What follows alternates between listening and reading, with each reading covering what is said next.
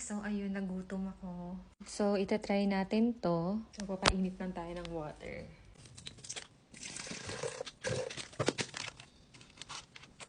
As a babae na mahilig sa ice cream din tayo.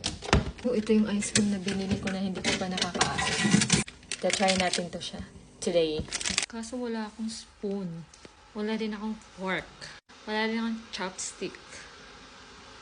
Bababa muna ako para makuha. So guys, pupunta ako sa lobby. Kasi manghihingi tayo ng chopstick or spoon. 筷子没有筷子。筷子 wala. Ano ko kakain? Magkakamay. So inopen ko siya. Buti na lang may fork.